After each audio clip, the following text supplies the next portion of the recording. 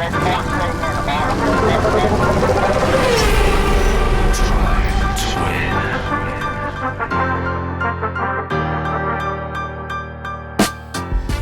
everyone to Drive to Win. I'm Justin Bell, your host, and I'm here at the Wynn Las Vegas, and the show is presented by Mobil 1 for the love of driving. Well, I don't know about you, but I had an amazing weekend of Formula One watching on TV. Sadly, we couldn't get to Austin this year. We were so busy in preparation for not just the Las Vegas Concours, but also the big Formula One week here, Heineken Silver Grand Prix of Las Vegas, and it is all kicking off, as you know. But it was also all kicking off in Austin. It was a very exciting weekend on the end of a very exciting week for me, actually. I had a very Formula One centric week, and some of it involves what is sitting on my desk here. You might be wondering why I have Lando Norris's actual Miami Grand Prix helmet on my desk. Well, it is part of the Hall of Fame collection and is linked to my guest, Darren Jack, who will be joining me, who has quite literally turned a hobby into a worldwide business. He's the guy that kind of collected things as a kid, and now he trades helmets with the best drivers in the world. I can tell you what, this helmet is so beautiful. I want to hear the story, and when Darren comes on in a few minutes, I'll let him explain, but I hope you appreciate the window dressing. So that was all part of a Thursday night McLaren Experience Center opening here in the Wynn Las Vegas. You know, I did do a piece on it a few weeks ago. That was sort of the soft opening. This week, we had celebrities, they had influencers, they had all the executive team from the Wynn and some of the most beautiful cars. Tom O'Gara as well from O'Gara, and Paris Mullin, who runs everything for him. And basically, it really brought this sort of the racing world and some of the Formula One stuff into the Wynn. And on top of the cars we have, Darren from Hall of Fame Collection, he bought some incredible collectibles. I mean, there's a Lewis Hamilton helmet in there. It's probably worth $200,000. It's actually a race-worn helmet with all the pits on it from things. Anyway, that's one of the things I did. And then I was in New York City for a huge Ferrari gala. And I'm telling you this because I was hanging out with Carlos Sainz and Charles Leclerc. And I got to tell you, they are very cool cats. It was a massive event, raised millions for charity, but the guests of the day, the stars, were really those two drivers. We hung out backstage, and just interesting to hear them talk about what's going on in Formula One, whether they were looking forward to Austin. They were both looking forward to Austin, how they're looking forward to Las Vegas. And Carlos was funny. He was like asking me, so have you driven the track? I said, well, no. He said, have you done it on the simulator? And I said, well, that's what I should be asking you. And he hasn't been on it yet, but they're about to do that this week. So much going on. And it's just very cool to hang out with those two guys and get to see their personalities. They really were very engaging, very intelligent. And there's so many things. One of the questions I asked them, I had to ask them because this foundation, Ferrari Foundation, is for children's education. And I started off by saying, race drivers aren't really that known for their dedication to academics. But when you get into Formula One or the upper levels of motorsport, intelligence is a prerequisite. Understanding data, understanding and Carlos actually said his dad was very, very, world champion rally driver, was adamant about his education. Also knew if you got to Formula One, you had to be able to speak English perfectly, not just his native Spanish. And of course, if you want to race for Ferrari, you should really speak Italian. You speak Ferrari. I guess it is kind of speaking Ferrari. Very impressive seeing Charles and Carlos switch like 3 languages in 4 sentences. So just a great experience. But let's get back to Austin. I mean, quite amazing. It was a sprint weekend. Max won on the Saturday. We had, it was Max, Lewis, Charles. It was a great little race. But here's something, and I want to see if you agree with me. And Max has echoed something that I wasn't really qualified to talk about, but in a way, but as a spectator, the sprint races are really like an insight, an indicator into what's going to happen on the Sunday. And Max was right. It kind of takes away a little bit from waking up on a Sunday morning and thinking to yourself, and with excitement, who's going to be fast today? Who's going to win? What's going to happen? And it really is almost like a insight into the results on the Sunday. which was kind of right in a way. The Sunday won by Max, then with Lewis Hamilton in this outstanding second, and then Lando Norris in third. But of course, the story of the day was when we went to bed last night. I'd already sort of got most of this show laid out. And then you hear about the DQs, the disqualifications for Lewis Hamilton and Charles Leclerc. And it's really, I hate post-race disqualifications. I hate changing the end result. I mean, just so you know, the bookies here in Vegas had already paid out on Lewis being in second place. But when those results come through, they do this post-race inspection that is so detailed and intricate because obviously race teams, they push everything right to the edge and not intentionally cheat, but believe you and me, if there's a way to get around to the faster side of things, they will. And with Mercedes bringing that new floor they had and the performance of that new floor, which did give them another couple of tenths a lap, and the sprint format, their excuse was, I'll just get to that, is that the under tray, the wooden plank underneath was overly worn way past the tolerances set for the end of the race. Now, you could say the cars, you see the sparks flying out and they run over those curbs. Of course, it wears it down. But I'll read what they said. The onus is on the competitor to ensure the car is in compliance at all times. And Mercedes and McLaren's and Ferrari's argument was because of the sprint format, they didn't really have time to do a full fuel load run and test the car before it went and check the car before it went to Parc Fermé. Therefore, they were under. And I think it's a testament, again, I always talk about Lewis's grace in some of these situations. He said, listen, we were fast, but we were under ride height. And what can you do? A rule is a rule. It does apply to everyone most of the time. So I think that was sort of the fun part of it. I mean, for them is that seeing the pace of the Mercedes, but the net result of that was really quite extreme, and it set this cascade of results into motion. When you think about it, taking those two out did the following: Lando Norris went to second, Carlos Sainz went to get a podium in third place. Perez went to fourth and subsequently has extended his lead over Hamilton in the Drivers' Championship, something that I wouldn't have said would have happened 2 weeks ago. And Russell went from seventh to sixth. And then the big ones, really, well, Stroll went from eighth to seventh. 2 Williams are now in the top 10, which has had this incredible moment because I have been predicting, not hopefully in an unpleasant way, that Logan Sargent's run in Formula One will come to an end if he didn't start getting some great performances in and making unforced errors. However, getting his first Formula One points, the first Formula One points for an American driver in America, I think in like 30 years or something. And just incredible that he did that on home soil. Has that given his opportunity to stay inside Formula One a little bit longer lease of life? I don't know. We will see. If he can back it up in Mexico and then here in Vegas, then maybe he does have a seat. They keep saying, Williams, that they'd like to keep him in the sport, keep him in a ride for Formula One for next year, because everyone does better on their second year. But that was quite wild to me that he gets his first points and Williams, 2 in the top 10. And of course, don't forget that every one of those championship points means millions of dollars at the Constructors' Championship at the end of the year. Millions of dollars. There's like a $900 million pot that they all share. That was the data from 2021, so it must be well over $1 billion now. They all share in that, and every point counts. Which also means that our guest from a few weeks ago, Yuki Tsunoda, huge congratulations to him. He ended up 8th, and right at the end, I thought it was masterful. He backed off, came in the pits, put on a new set of softs, and went out and got the extra point for fastest lap. So just a great thing, but it does show, doesn't it?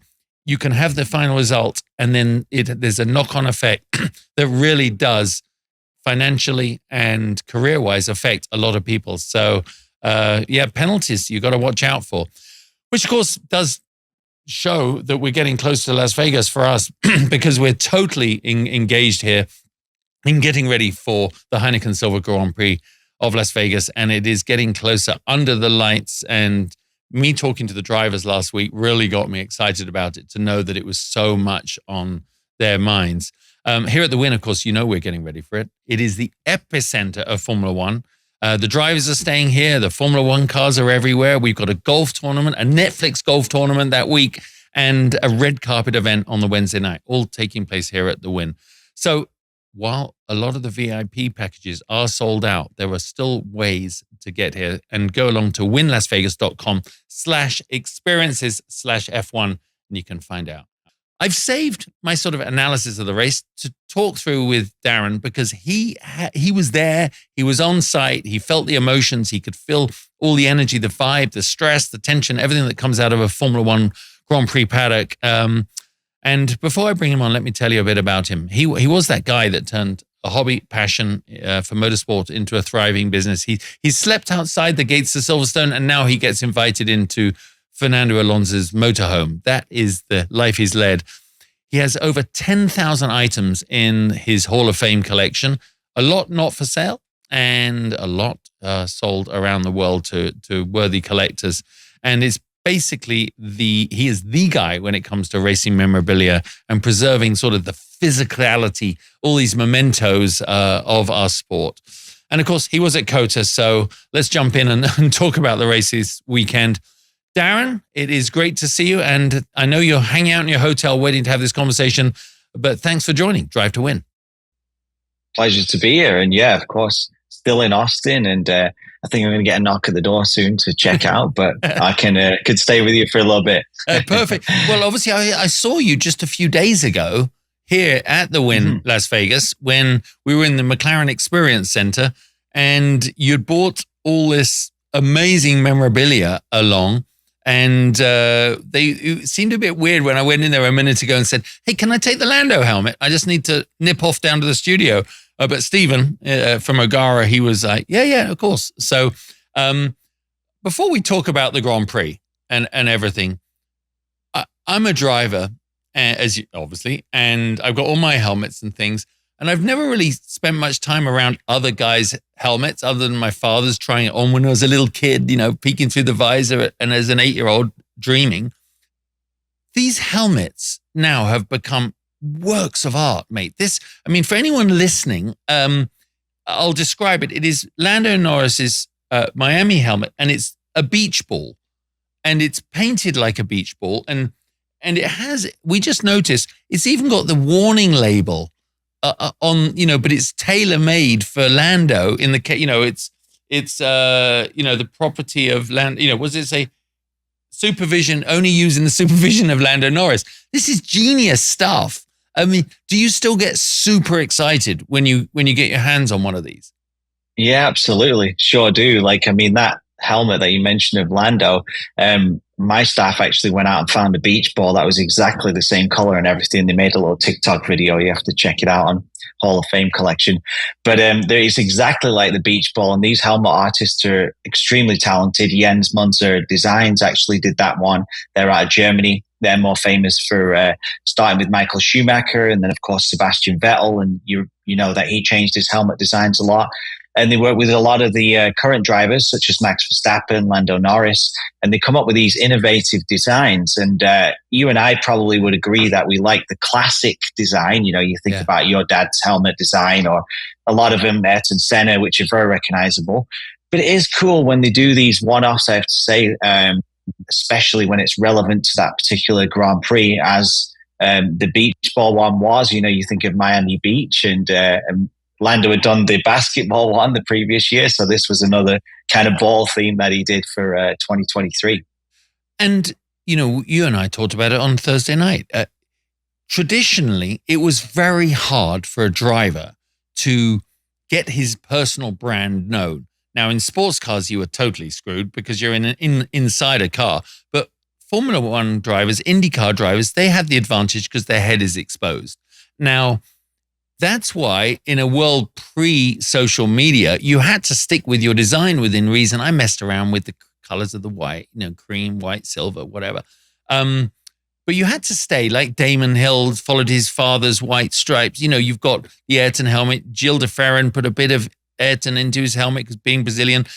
But they were signatures. You could actually look at a helmet from a mile away and go, oh, that's Helio Castroneves, or that's, James Hunt. do you think it's just a reaction to social media? Because you can update millions of people instantly as to your new brand. I think that must play a part, don't you think? I think that's an amazing point you've made there, Justin. I've actually never heard that explanation before. So that's something that makes a lot of sense. I spend a lot of time around the helmets, and of course the people that are passionate about it. We have a lot of people that collect them that I know, and that's a topic that's brought up regularly about the designs. But you make a great point, because now, of course, everybody is going to know who they are, and they're going to even know that weekend immediately what kind of helmet they're going to be wearing. Like, for example, if you look at Austin this weekend, Charles Leclerc had the green helmet. Yeah. And in times of the past, they would never have been able to do that and know who it is. But we all knew straight away. And, Zhou Guanyu had this sort of leathery looking helmet, which was cowboy boots or hat style for Austin. And I think it's cool that they do these one-offs. And of course, even cooler when we get to have them after the race and get them signed by the drivers. And it may even make them available to our followers. And of course, Hall of Fame collection, you're the guys to go to. But didn't you sent me a photograph? We're going to show it now of you with Alonso. I mean, the drivers invite you in now. You're not. I really do think in the beginning they must have looked at you as a bit of a parasite, right? Like, this guy just wants my stuff and he's going to sell it. Now they realize you're an intrinsic part of the culture of our sport, and your indie collection is wild. Appreciate that. Yeah, you mentioned, starting off, it's always difficult, especially with these guys, right? The biggest thing is trust. You want to earn their trust and respect. And guys like Fernando, luckily, when it came around to do some business with him, he already knew who I was. He's a fan of collecting helmets himself. He's got a great collection in his museum. And he immediately understood the business of it and understood times, you let some go. And obviously it's time for these guys to get some revenue as well. They've worked hard on spending a lot of money to get into the position they're in their careers. And now they have the opportunity to capitalize on it, whether it's merchandise or in some cases rare memorabilia. But it does take a lot of trust and a lot of, hard work to get to that point. And we're fortunately in the position now at Hall of Fame Collection where myself and my team have the sort of respect of these drivers. But it's not lost on me either. I'm a fan of the sport, and to be able to be in the F1 paddock, to be able to bring a client in, to meet the driver, get something signed. These guys are the best in the world, right? So definitely enjoy those moments. It's so good. I think it's brilliant what you do, and I'm glad they're so open to it. Again, part of the new era of accessibility of Formula One, Drive to Survive, and all that. Just give us a guideline. What will a global collector pay for this helmet? What could they pay? Like a one-off design, like a Lando one, you can pick it up for about $70,000. Some of the entry level F1 helmets, you're probably looking at around 15 to 25,000 US dollars. They are available on racinghalloffamecollection.com. You can see the different prices and such. And then we do offer kind of like exclusive opportunities to come into the paddock and meet Fernando or some of these other drivers, meet and greet, and receive the helmet from them in person. So it's kind of like a next level experience to be able to pick them up. And honestly, they're a little bit undervalued, I feel, if you look at the American sports value of their memorabilia. Guys like Michael Jordan, their boots are selling, Game War shoes for $1 million, or LeBron or Tom Brady.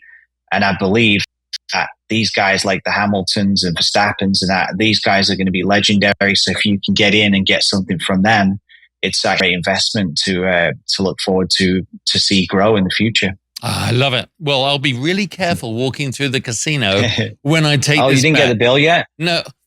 Seven grand, okay. Didn't you say? I like that. Oh, all right. Well, listen, you're in Austin. You were there in the paddock. COTA is one of my favorite tracks. I was with the Ferrari drivers last week in New York, and they were like, we really love this track. It's got all the elements of the best corners are from tracks around the world. The discussion actually was, it's a whole nother subject, but like, why do they screw up so many of the other tracks when you could use the Austin model and just pick great tracks, corners from around the world? But Austin has a great vibe. It is Texas, and everybody there sort of embraces the fact that was the return to America, wasn't it? Austin, when COTA opened up 10 years ago, whatever, it was back to racing in Formula One in America. and everyone responded. And that has really carried on. Even though we have Miami, even though we got Vegas, I think they really like Austin. Talk about what it was like there in the paddock over the weekend. Celebrities you saw. I mean, there was a heavy influx of VIPs. Maybe why I didn't get a ticket. But go on, tell us about that. Yeah, I mean, you make some great points there, Justin. You and I are obviously born in Britain, but we've been in North America for a long time. So we've seen, the growth of the American market and the interest and Drive to Survive. And now it's normal. Like I was sitting next to two younger girls. They were probably in their early 20s and just chatting normally about everything F1, and they're very knowledgeable. And like, I remember I've done that now numerous times. And I used to like pinch myself, like, wait, these younger females like have knowledge and they know what it is. And now it's just normal to me to experience fans like that, or even people who are working within the sport or the track even. But yeah, you mentioned that how good Austin is. We've seen sort of the early 90s, you had Phoenix and they'd bounce around to different venues. And then of course, you had Indianapolis, and then it went away for a little while. Austin came back in 2012, and it's been amazing to see the growth since. Just even the fans, like I remember 5-6 years ago, there was a handful of fans waiting around outside the paddock trying to meet a driver. And now it's basically when you leave the F1 paddock and you drive out the tunnel and you drive up the road, you've basically just got fans lining these roads just to get a glimpse of their favorite driver and a photo with him. And then of course the celebrity influx is unbelievable. Prince Harry was there just standing at the bottom of the podium, meters from me, as well as Rory McIlroy, and you've got Anthony Joshua, the boxer. You've got a lot of other celebrities that are there, and actresses and actors. It's really, everyone wants to be involved in F1, especially in America. And Austin has that sort of really exciting vibe, not just the track, but the facility and the city. Everything checks the boxes. Yeah, I mean, I enjoy the pre-show. Now it's a bit like watching the red carpet, at the Oscars or something. There's so many people there, but it's our Oscars. Meanwhile, everyone's still got a job to do.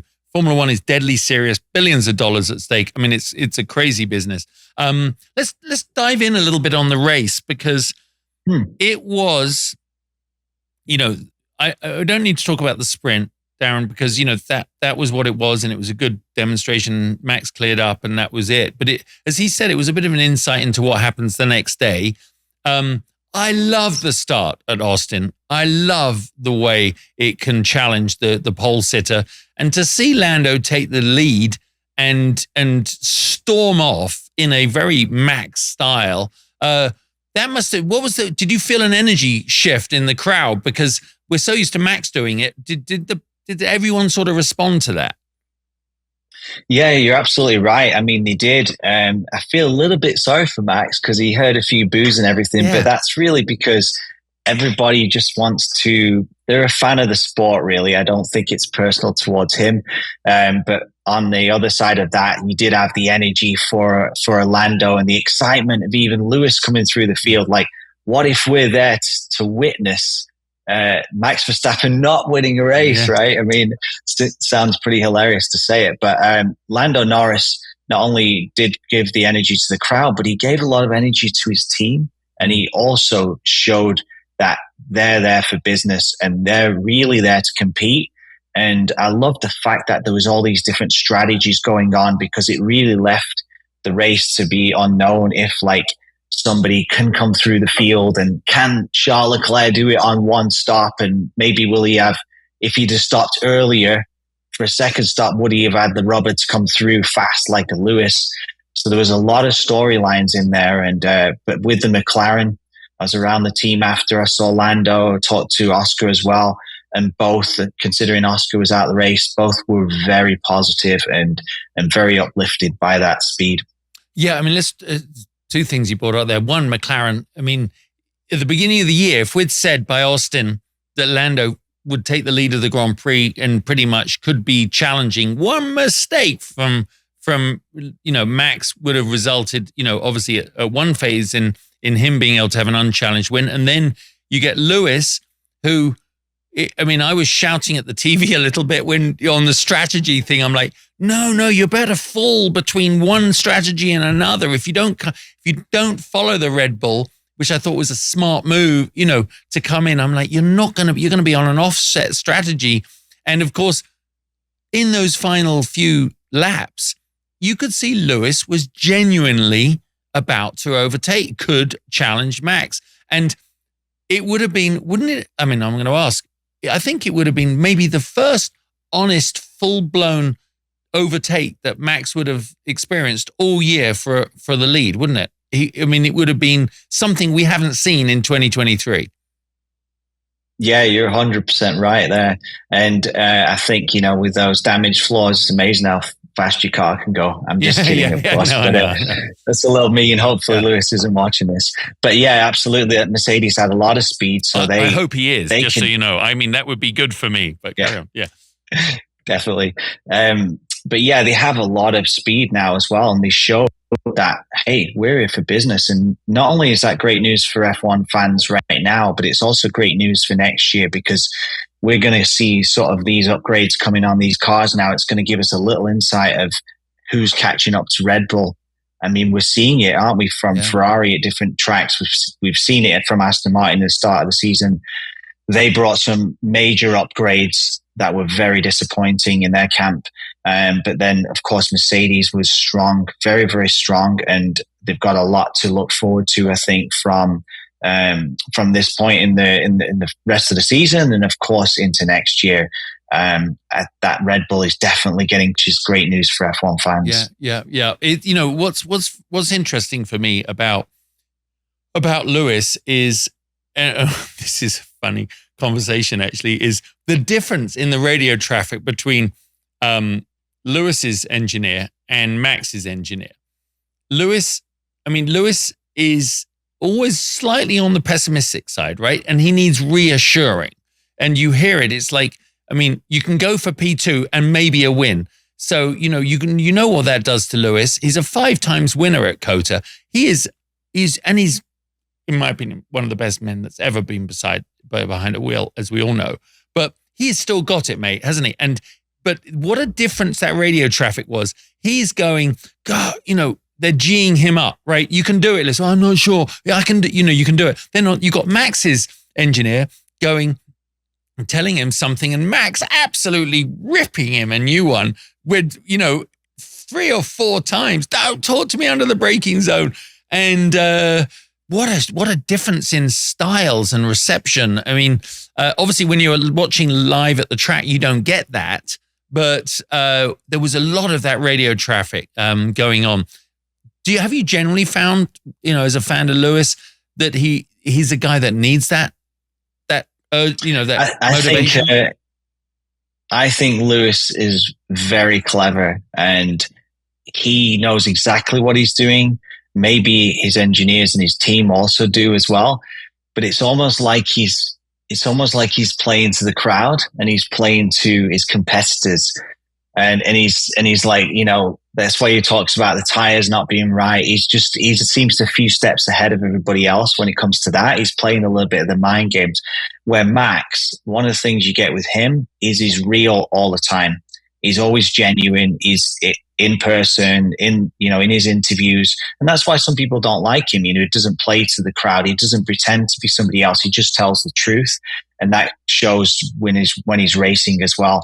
He's being a bit hard on his engineer or his strategist that's coming in and giving him radio messages. You know what that's like when you go into the braking zone and they're giving you a radio message. It's like, give it to me on the straight, But he wears his heart on his sleeve, and he's just real. This is we've seen it in the past where he gets a little bit uptight and everything like that, but it's his drive to win. I think he just cares that much. Even if he's won every race, he still wants to win more. But maybe it's something that will come with age too, that he'll learn to calm down a little bit.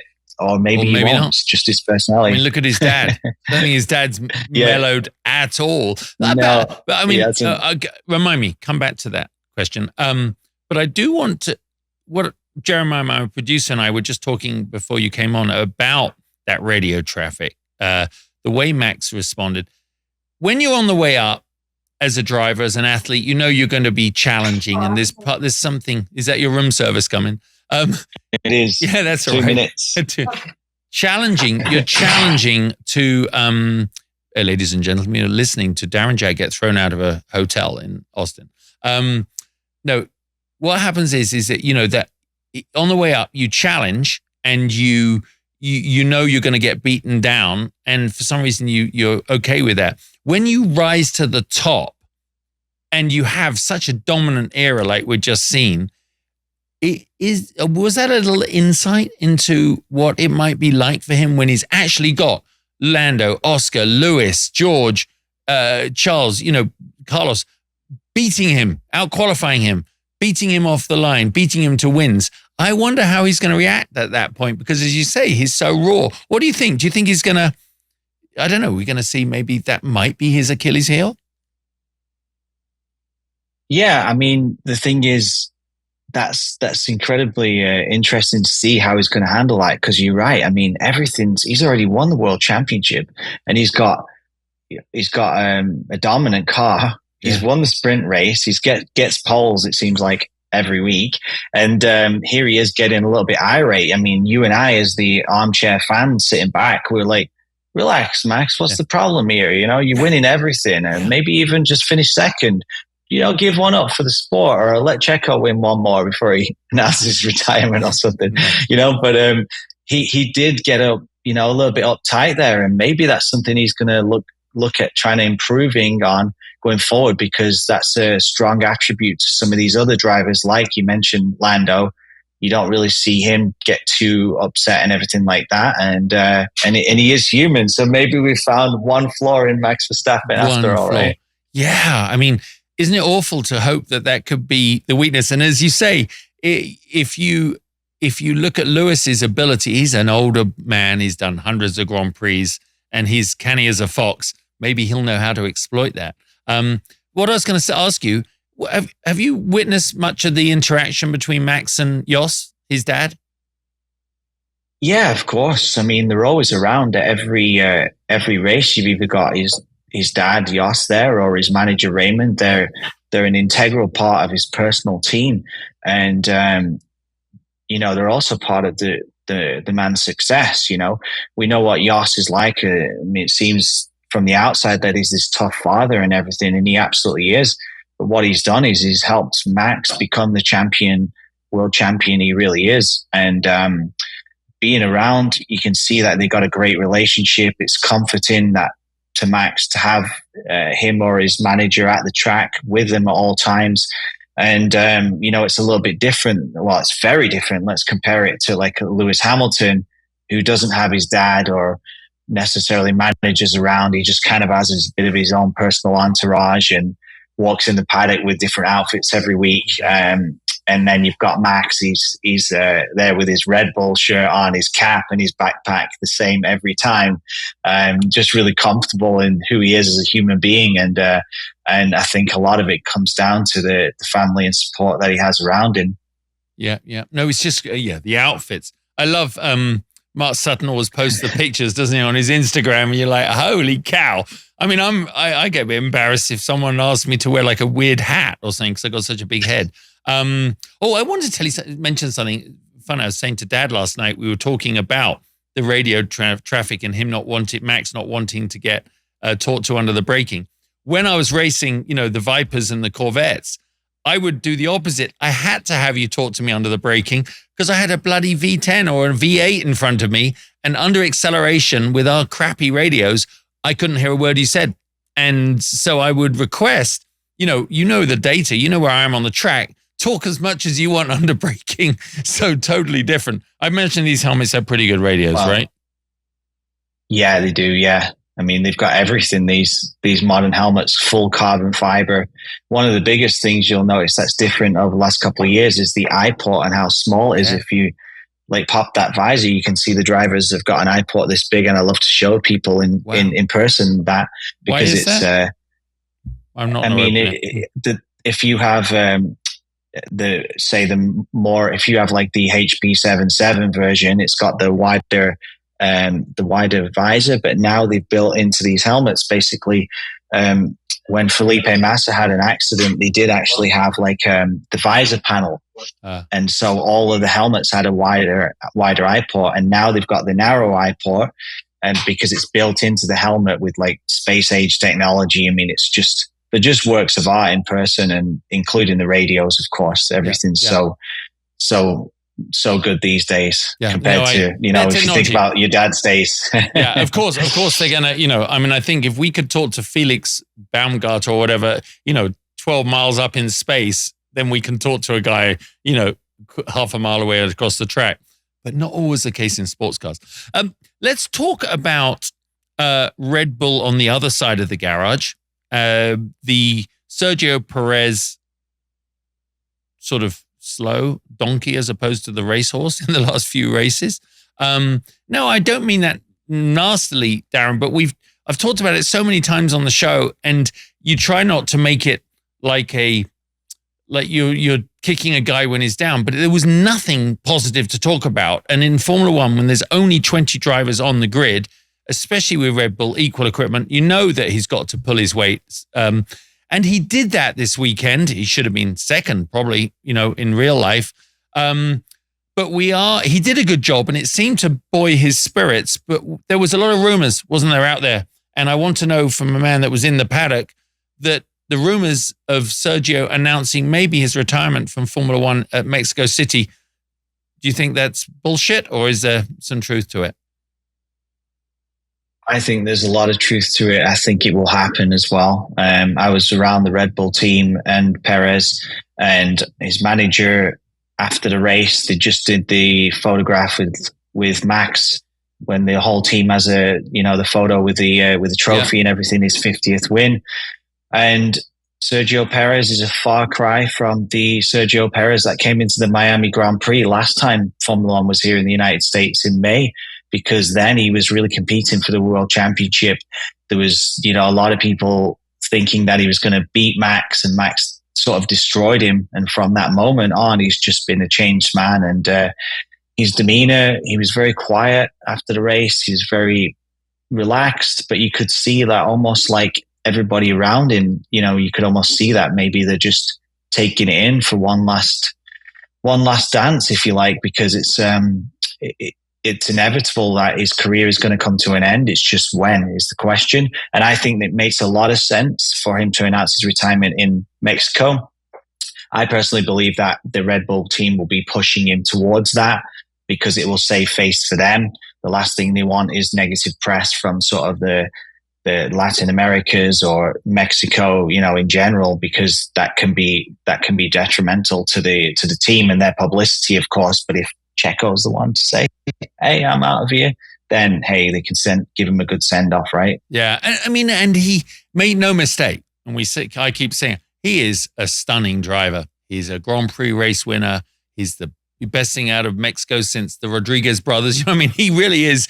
He's unbelievable, and yet his brain he's fused. It's just shot, right? And in Formula One, with only those 20 seats, every driver, there's so many young drivers. Every driver has to really bring their best for the team to justify the investment. It'll set a cascade of knock-on effect of all the drivers, won't it, in the driver market?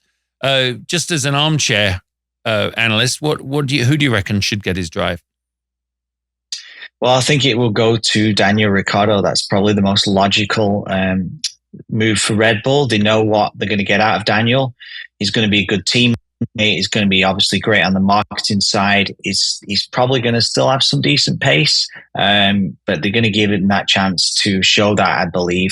He's got a good relationship with Max, of course, and he's not going to challenge Max. It's Max's team. This car and everything around it is built for Max to win.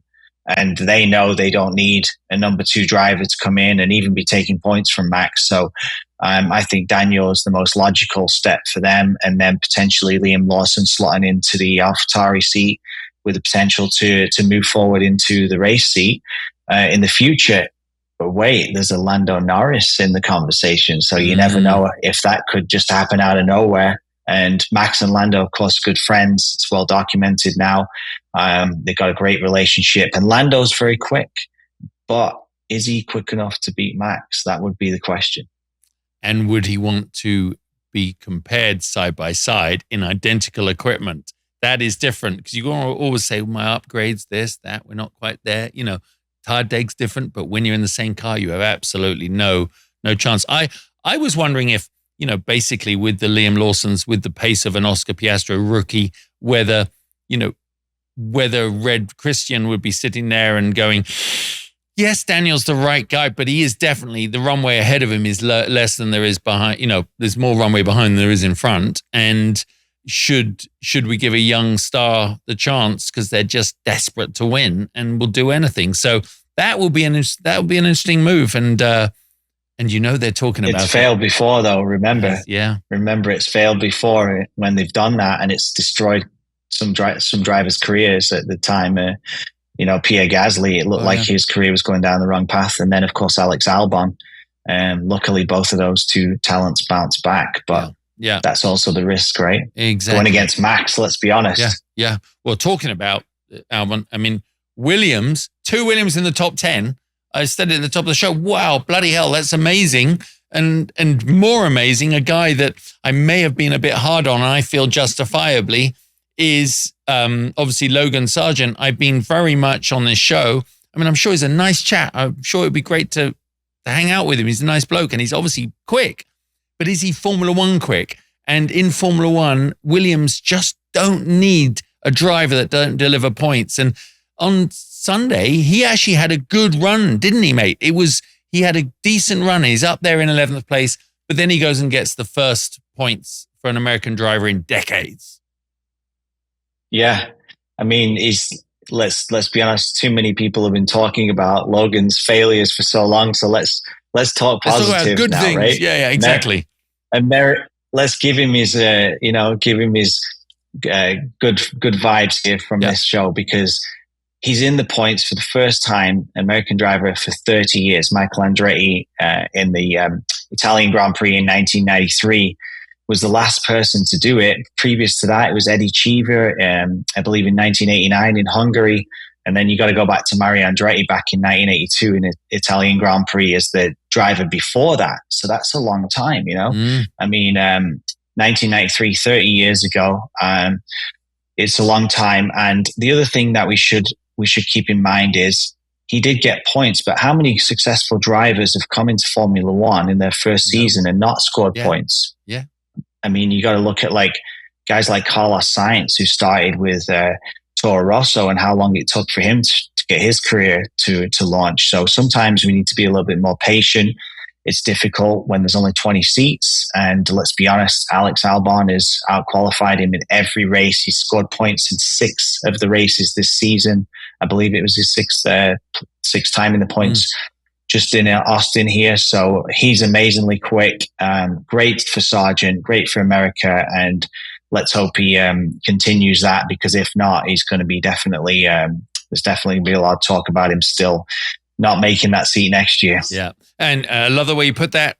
Let's give him the best wishes, because I know that it's a state of mind and he didn't have a state of mind. So now maybe he's in the right state. And moving into Mexico is going to be a good one.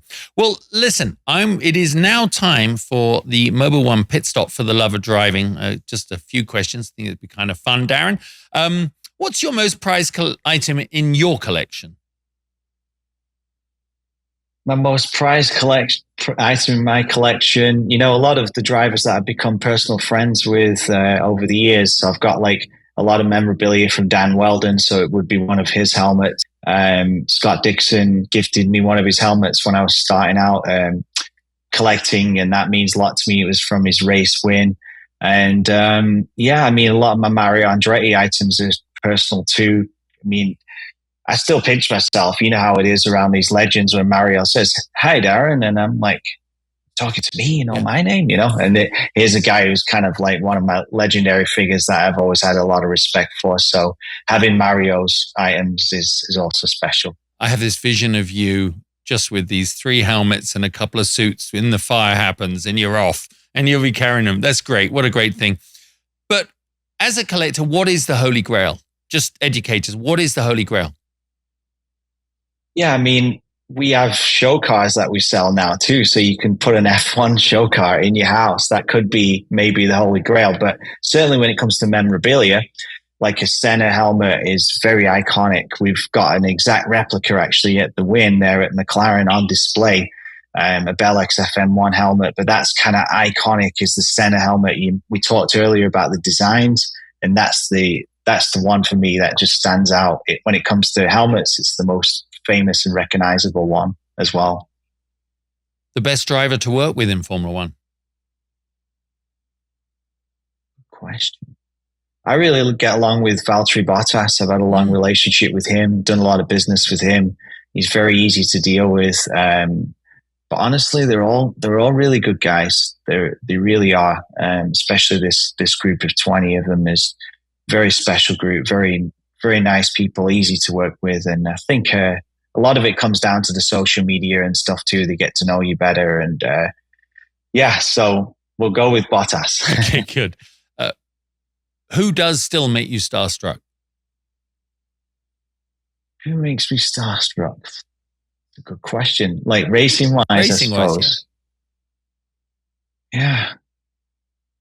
I suppose it's the likes of maybe like Jackie Stewart. I saw him yesterday and talked to him a little bit. But, this guy has been through so much in his career. He's a 3-time Formula One champion, and it's like unbelievable what he's lived through. And he's still around, and he's still getting paid. He's the ultimate professional, wearing the Rolex and having these Heineken sponsors. I'm impressed by him, both on the racing side and the business side. So yeah, a little bit starstruck by Jackie. This is the tough one. Formula One or IndyCar?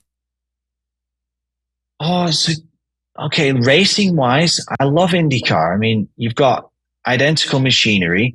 Right now, you've got probably the greatest crop of drivers in the history of the sport. You've got amazing tracks. You've got, the cars are really fun to drive and watch them drive. I mean, these guys have got no power steering, they're muscling it around.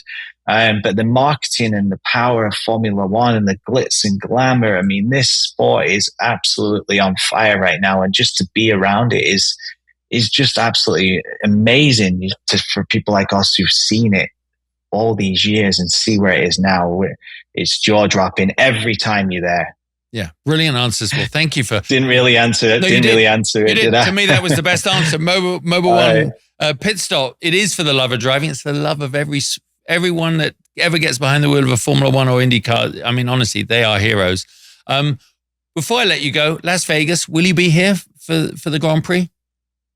Absolutely. I'll be there for the full week running up to it. I'll be in the Wynn if anyone wants to stop by it. There's got some beautiful road cars in there.